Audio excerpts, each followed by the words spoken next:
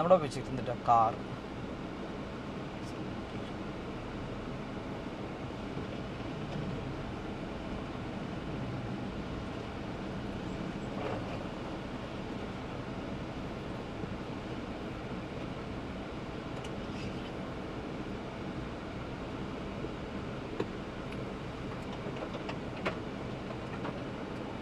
Hello buddies, അപ്പോൾ എല്ലാവർക്കും നമസ്കാരം. ഞാൻ ജെറാദ് പോൾ. നമ്മൾ വന്നേക്കുന്നത് സ്വിഫ്റ്റ് ഡീസൽ, നമ്മുടെ ഫസ്റ്റ് മോഡൽ. നമ്മൾ ടോക്കിംഗ് കാർസ് എന്ന് പറഞ്ഞൊരു പരിപാടി കണ്ടല്ലോ നിങ്ങൾ. അതിൽ ഒരു കാറുകളെക്കുറിച്ച് ഒരു ചേട്ടൻ നല്ല രീതിയിൽ നല്ല ഭംഗിയായിട്ട് അവതരിപ്പിക്കാറുണ്ട്. അത് ആൾ വലിയ സ്പെക്കും അങ്ങനത്തെ കാര്യങ്ങളൊന്നല്ല പറയുക, കാറിൻ്റെ മൊത്തത്തിലൊരു അവലോകനം. അപ്പോൾ ഞാൻ അതുപോലെ നല്ല ഈ വണ്ടിയുടെ ഒരു എക്സ്പീരിയൻസ് പറയാൻ വന്നതാണ്.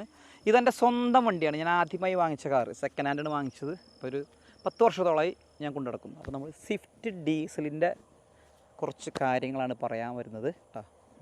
അപ്പോൾ ഈ സ്വിഫ്റ്റ് ഡീസലിൻ്റെ ഒരു ചരിത്രം പറയുന്നതിനേക്കാൾ മുമ്പ്, മാരുതി എന്ന് പറഞ്ഞാൽ പെട്രോളുകളുടെ രാജാക്കന്മാരാണ്, സുസുക്കിയാണ്.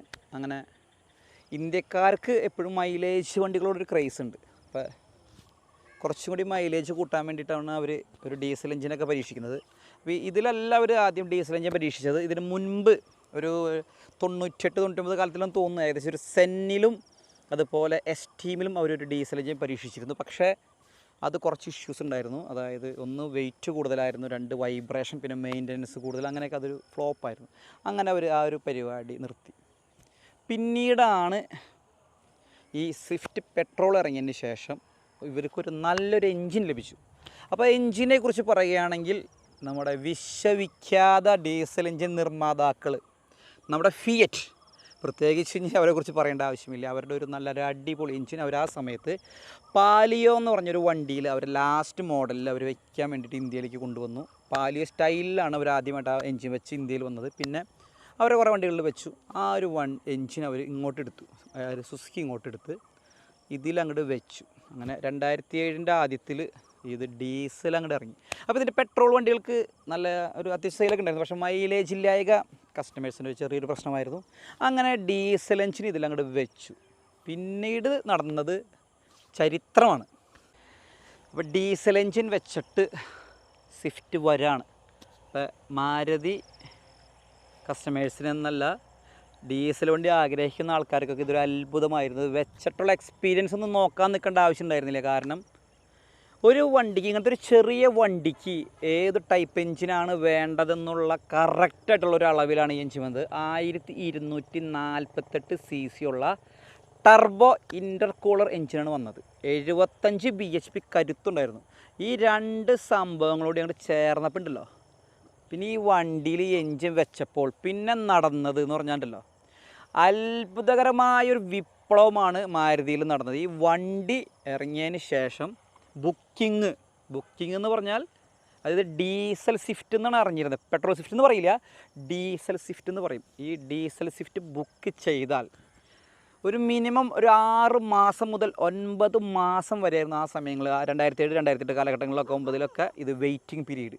പിന്നെയെന്ന് പറഞ്ഞാൽ ആ സമയത്ത് ഈ വണ്ടി ഇത്രയും വെയിറ്റിംഗ് പീരീഡ് ഉള്ളത് കൊണ്ട് തന്നെ കുറേ പേര് ഈ വണ്ടി എടുക്കാണ്ട് ഈ എൻജിൻ വേറെ പല വണ്ടികളുണ്ടായിരുന്നു. അതായത് ഫിയറ്റിൻ്റെ തന്നെ ലിനിയ, പൂന്തോ, അതുപോലെ ടാറ്റയിലുണ്ടായിരുന്നു, ഷെവർലയിലൊക്കെ ഉണ്ടായിരുന്നു.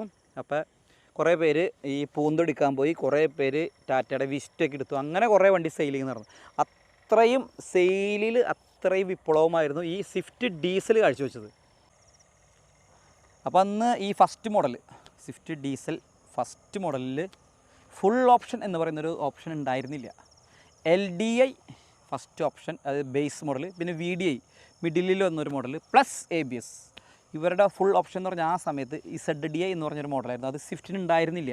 അതുണ്ടായിരുന്നത് ഡിസൈറിലായിരുന്നു. അതുകൊണ്ട് തന്നെ ഫുൾ ഓപ്ഷൻ ഡീസലിൽ ഉണ്ടായിരുന്നില്ല എന്ന് മാത്രമല്ല, ഒരു സാധനങ്ങൾ ഇതിൻ്റെ ഒപ്പം വന്നിരുന്നില്ല. ഒരു സൗണ്ട് സിസ്റ്റമോ എന്ത് പറയുന്നു, ഒരു നല്ല ഒരു സംഭവങ്ങളൊന്നും ഇതിനൊപ്പം ഉണ്ടായിരുന്നില്ല. ഒരു AC-യും ഒരു പവർ സ്റ്റിയറിങ്ങും മാത്രം ഉണ്ടായിരുന്നുള്ളൂ. അതല്ലാതെ വേറെ എടുത്ത് പറയാവുന്ന ഒരു സംഭവം ഇതിൽ ഉണ്ടായിരുന്നില്ലെങ്കിൽ പോലും ഈ വണ്ടി വാങ്ങിക്കാൻ വേണ്ടി ആൾക്കാർ ക്യൂ ആയിരുന്നു. ആദ്യം 30,000-50,000 കൊടുത്ത് ബുക്ക് ചെയ്ത് പോയി കഴിഞ്ഞാൽ പിന്നെ 2-3 മാസം കഴിയുമ്പോൾ അവർ വിളിക്കും, അല്ലെങ്കിൽ നമ്മൾ ഇടയ്ക്ക് അന്വേഷിച്ചുകൊണ്ടിരിക്കും. അങ്ങനെയായിരുന്നു ഈ വണ്ടി കിട്ടാനുണ്ടായിരുന്ന ഒരു ബുദ്ധിമുട്ട്. അപ്പോൾ എന്തുകൊണ്ടാണ് ഇത്രയും ബുക്കിംഗ് വന്നത്? ഫസ്റ്റത്തെ കാര്യം മാരുതിക്ക് പെട്രോൾ മാത്രമേ ഉണ്ടായിരുന്നുള്ളൂ, ഡീസലിലേക്ക് വന്നപ്പോൾ ആൾക്കാർക്ക് ഒരു അത്ഭുതമായി. രണ്ടാമത്തെ കാര്യം ഭീകരമായ മൈലേജ്, ഒരു 20-ന് മേലെ മൈലേജ് ഈ വണ്ടിക്ക് കിട്ടിയിരുന്നു. പിന്നെ അടുത്ത കേസ് എന്ന് പറഞ്ഞാൽ പെർഫോമൻസ്, അതായത് ആക്സിലേറ്റർ കൊടുത്തു കഴിഞ്ഞാൽ വണ്ടി വേണമെങ്കിൽ ചാടാന്ന് വേണമെങ്കിൽ പറയാം. കാരണം ടർബോ ഉള്ള എഞ്ചിൻ ആയതുകൊണ്ടും കറക്റ്റ് ഈ മാരുതിക്ക് മറ്റു വണ്ടികൾ അത്ര ബോഡി വെയിറ്റ് ഇല്ലല്ലോ, അപ്പോൾ അതുകൊണ്ടും ഈ വണ്ടി നല്ല പെർഫോമൻസ് ആണ് കാഴ്ചവെച്ചത്. 100 എന്നൊക്കെ അടിക്കാന്നൊക്കെ പറഞ്ഞാൽ നിസ്സാര സെക്കൻഡ് മതി. 120, 140, 150 സിമ്പിളായിട്ട് ആൾ അടിക്കും. ഒരുവിധം ആ കാലത്തുള്ള മിക്ക വണ്ടികളും ഈ വണ്ടി അത് റേസിങ്, അതായത് നമ്മൾ റോട്ടിലൊക്കെ വരുമ്പോൾ ഈ വണ്ടി പെട്ടെന്ന് വെട്ടിച്ചു. അങ്ങനെ ഒരു പെർഫോമൻസാണ് ഈ വണ്ടിക്ക് കാഴ്ചവെച്ചിരുന്നത്. അതുകൊണ്ട് തന്നെ ആൾക്കാർ ഇത് എടുക്കാൻ ക്യൂ ആയിരുന്നു. അല്ലെങ്കിൽ തന്നെ സെക്കൻഡ് ഹാൻഡ് ഏകദേശം വാങ്ങിച്ച വിലയേക്കാളും നിസ്സാര വില കുറവിനൊക്കെ സെക്കൻഡ് ഹാൻഡ് ആ സമയങ്ങളിൽ 1 വർഷത്തിനിടയിൽ കൊടുത്ത ചരിത്രം വരെ ഈ വണ്ടിക്കുണ്ട്. അത്രയ്ക്കും ഒരു മാരുതിക്ക് ഒരു പേരുണ്ടാക്കി കൊടുത്ത വണ്ടിയാണ് ഈ സ്വിഫ്റ്റ് ഡീസൽ വേരിയൻറ്റ് മോഡൽ. അപ്പോൾ ഇതിവിടെ ഒരു പേരുണ്ട് ഡീസൽ വണ്ടിക്ക്, മാരുതി ഇടാറുള്ള പേര് DDIS, direct diesel injection system. ഇതാണ് ഇതിൻ്റെ ഫുൾ ഫോം. അപ്പോൾ ഈ ഒരു പേരിൽ, അതായത് ഇത് മാരുതിയുടെ പേരാണ്, ഈ ഫിയറ്റിൻ്റെ ഉള്ള എഞ്ചിൻ. അപ്പോൾ ഫിയറ്റുകാർ ഇതിന് മൾട്ടി ജെറ്റ് എന്നാണ് ഇട്ടിരുന്നത്. അതുപോലെ തന്നെ ടാറ്റക്കാർ ക്വാർട്ടർ ജെറ്റ്. അപ്പോൾ അങ്ങനെ പല പേരുകളിലും ഈ സാധനം വന്നു. അപ്പോൾ മാരുതിയിൽ വെച്ചപ്പോഴാണ് ശരിക്കും ഇവൻ നല്ല രീതിയിൽ തന്നെ മൂവ് ചെയ്തത്. അപ്പോൾ അതുകൊണ്ട് തന്നെ പെർഫോമൻസ് ഇതിന് നന്നായി ഉള്ളത് കൊണ്ട് തന്നെ വേറൊരു പ്രശ്നത്തിലുണ്ടായിരുന്നു, ഇതിൻ്റെ ബ്രേക്കിംഗ്. ഇതിൻ്റെ ബ്രേക്ക് എന്ന് പറഞ്ഞാൽ വൻ പരാജയമായൊരു ബ്രേക്കായിരുന്നു കമ്പനി ഇതിന് കൊടുത്തിരുന്നത്. കാരണം മാരുതിക്ക് ഇത്രയുള്ള പവർഫുൾ വണ്ടികളൊന്നും അങ്ങനെ അധികം ഉപയോഗിച്ച് പരിചയമില്ല. നല്ല ഇതുപോലെ അടിച്ച് പോകുന്ന വണ്ടികൾ മാരുതിക്ക് ആദ്യത്തിൽ ഉണ്ടായിട്ടില്ല എന്ന് തന്നെ പറയാം. ഒരു ബലീനാണ് പഴയത്, അല്ലെങ്കിൽ ഒരു എസ്റ്റീമൊക്കെ ആയിരുന്നു. പക്ഷേ അതൊന്നും ഇതിൻ്റെ അത്ര പെർഫോമൻസ് കാണിച്ചിരുന്നില്ല. ഇവനാണ് ശരിക്കും മാരുതിയുടെ ഒരു വെടിയുണ്ട പോലെ പോകുന്ന ഒരു വണ്ടി എന്ന് പറഞ്ഞാൽ. അതുകൊണ്ട് തന്നെ മാരുതിക്ക് വണ്ടി അങ്ങനെ നല്ല പിടിച്ച് നിർത്തണം എന്നറിയില്ലായിരുന്നു. ABS ഉള്ള വണ്ടി ആയാലും അല്ലെങ്കിൽ ലൈനർ മറ്റേ സാധാ ബ്രേക്ക് ആയാലും പോലും എപ്പോഴും ബ്രേക്കിംഗ് ഇഷ്യൂസ് കണ്ടമാനമുണ്ടായിരുന്നു. മിക്ക സർവീസ് സെൻ്ററുകളിൽ ബ്രേക്ക് കിട്ടില്ല എന്ന് പറഞ്ഞ് വണ്ടികൾ ഇഷ്ടംപോലെ തിരിച്ച് വന്നിട്ടുണ്ട്. അവരഴിച്ച് ക്ലീൻ ചെയ്യും, അതിൻ്റെ പേടൊക്കെ മാറ്റും, പിന്നെ മറ്റേ ബ്രേക്ക് ഫ്ലൂയിഡൊക്കെ കുറവ് ഒഴിക്കും. അതല്ലാതെ പ്രത്യേകിച്ച് കാര്യമൊന്നും ഉണ്ടായിരുന്നില്ല. പിന്നീട് അടുത്ത മോഡലിലാണ് ആ ഒരു പ്രശ്നം ഇവർ പരിഹരിച്ചത്. അങ്ങനൊരു വലിയൊരു പ്രശ്നം ഈ വണ്ടിക്കുണ്ട്, ബ്രേക്കിംഗ്. അതൊരു ഈ വണ്ടിയുടെ പ്ലസ്സുകൾ കുറേ ഉണ്ടെങ്കിൽ അതിലൊരു വലിയൊരു മൈനസാണ് ഇതിൻ്റെ ബ്രേക്കിംഗ്. ഡീസലിൻ്റെ ഒരു വലിയൊരു പ്ലസ്സാണ് ഞാൻ പറയാൻ പോകുന്നത്, ഇതിൻ്റെ മെയിൻ്റനൻസ് കോസ്റ്റ്, അതായത് സർവീസിങ് വരുമ്പോഴുള്ള ചിലവ്. ഈ കമ്പനി പറയുന്നത് 10,000 കിലോമീറ്ററിൽ എൻജിൻ ഓയിൽ ഫിൽറ്ററൊക്കെ മാറുക, അതിൻ്റെ കാര്യങ്ങളൊക്കെ ചെയ്യുക. ഞാൻ ചെയ്യുന്ന സ്ഥലം എന്ന് പറഞ്ഞാൽ സർവീസ് സെൻറ്ററിലല്ല, മാരുതിയുടെ സർവീസ് സെൻറ്ററിലല്ല, ഒരു പ്രൈവറ്റ് വർക്ക്ഷോപ്പിലാണ്. ഇപ്പോൾ ഈ കഴിഞ്ഞ പ്രാവശ്യം ഞാൻ കൊണ്ടു ചെന്നപ്പോൾ ഇതിൻ്റെ എൻജിൻ ഓയിൽ മാറി, ഓയിൽ ഫിൽറ്റർ മാറി, പിന്നെ എന്താ ചെറിയൊരു സാധനം മാറി. എല്ലാം കൂടി എനിക്ക് വന്നത് 1850 രൂപയാണ് വന്നത്, പണിക്കാശ് അടക്കം. കാരണം വേറെ പ്രത്യേകിച്ചൊന്നും മാറാനുണ്ടായിരുന്നില്ല, ഞാൻ അത്ര നല്ല രീതിയിലാണ് ഉപയോഗിക്കുന്നത്. അപ്പം മെയിൻ്റനൻസിൻ്റെ കാര്യത്തിൽ ഈ മോഡൽ വണ്ടികൾ, അതായത് മാരുതി വണ്ടി പൊതുവേ ഈ മോഡൽ വണ്ടികൾ നമ്പർ 1 തന്നെ പറയാം. കാരണം എനിക്ക് ഇത്ര പൈസ വന്നുള്ളൂ. എനിക്ക് സ്വന്തമായിട്ട് വേറൊരു ബൈക്ക് ഉണ്ട്, പുതിയൊരു ബൈക്ക്, അതിന് ഇതിൽ കൂടുതൽ ചിലവ് വരാറുണ്ട്. അപ്പോൾ മെയിൻ്റനൻസിൻ്റെ കാര്യത്തിൽ ഇവൻ പാവങ്ങളെ സഹായിക്കുന്ന നല്ലൊരു വണ്ടിയാണ്. അപ്പോൾ നമ്മൾ ഈ കാറിന്ന് ഡ്രൈവിങ് ചെയ്യാൻ പോവാണ്. നമുക്ക് സ്വിഫ്റ്റ് ഡീസൽ ഫസ്റ്റ് മോഡൽ എങ്ങനെയാണ് ഇതിൻ്റെ പെർഫോമൻസ് നോക്കാം. 5 സ്പീഡിൻ്റെ മാനുവൽ ഒരു ഗിയർ ബോക്സാണ് വരുന്നത്. നമുക്ക് 75 bhp കരുത്തുണ്ട് കേട്ടോ. അതുകൊണ്ട് തന്നെ ഇവനൊരു പുലിയാണ്, പറയേണ്ട ആവശ്യമില്ല. അപ്പോൾ നമ്മൾ ഫസ്റ്റ് ഗിയർ ഞങ്ങൾ സ്റ്റാർട്ട് ചെയ്യാണ്.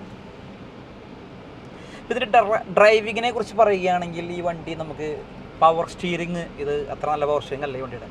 ഒരു സുഖമില്ല, ടൈറ്റാണ് ശരിക്കും പറഞ്ഞാൽ. ഇപ്പോഴത്തെ വണ്ടികളെ കമ്പാരിസൺ ചെയ്യുകയാണെങ്കിൽ പവർ സ്റ്റിയറിങ് മോശം തന്നെയാണ് പറയാം. പിന്നെ ഓപ്ഷൻസ് ഒന്നും ഇതിൽ അധികം ഇല്ല. ഇതൊരു ബേസ് മോഡൽ വണ്ടിയാണ്, LDI ആണ് ഈ സാധനം. ഇതിലൊന്നുമില്ല. അത് മാരുതിക്ക് ഇതിലൊന്നും കൊടുത്തില്ലെങ്കിൽ പോലും ഈ വണ്ടി എടുക്കാനെന്ന ആവശ്യം പോലെ ആൾക്കാരുണ്ടായിരുന്നു. അതുകൊണ്ട് തന്നെ മാരുതി ഇതിലേക്ക് വലിയ പെർഫോമൻസ് പ്രാധാന്യം കൊടുത്തിരുന്നില്ല. കാരണം ഇനി ഫുൾ ഓപ്ഷനൊക്കെ വേണ്ടവർക്ക് ഇതിൻ്റെ ഡിസൈറിലേക്ക് പോവാം, അങ്ങനെയായിരുന്നു മാരുതി എന്ന് പറഞ്ഞിരുന്നത്.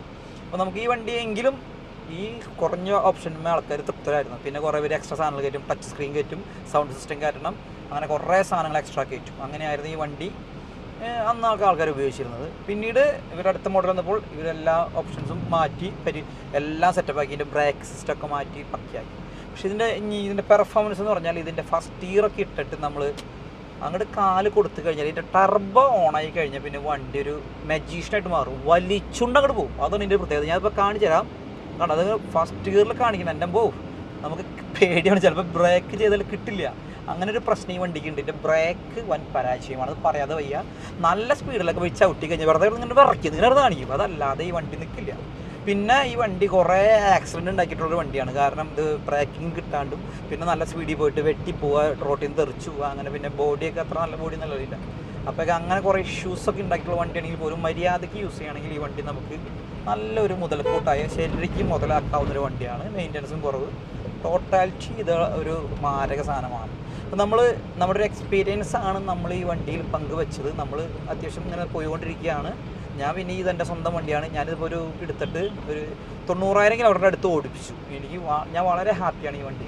ഞാനിത് തന്നെ ഉപയോഗിക്കണം. ഞാൻ വേറെ വണ്ടിക്കൊന്നും പോകുന്നില്ല. കാരണം അത്രയും നമുക്ക് വിശ്വാസവും നമ്മൾ അത്രയും നല്ല രീതിയിൽ കൊണ്ടുവന്നിട്ടുള്ള വണ്ടിയാണിത്. നമ്മൾ ഇതിനെ സ്നേഹിച്ചിട്ടുണ്ട്, ഇത് നമ്മളെ സ്നേഹിച്ചിട്ടുണ്ട്. അപ്പോൾ നമ്മൾ ഈ വീഡിയോ ഇവിടെ അവസാനിപ്പിക്കുകയാണ്. ഇത് എൻ്റെ ഒരു എക്സ്പീരിയൻസ് പങ്കുവെച്ചാണ് ഈ സ്വിഫ്റ്റിനെ കുറിച്ചുള്ളത്.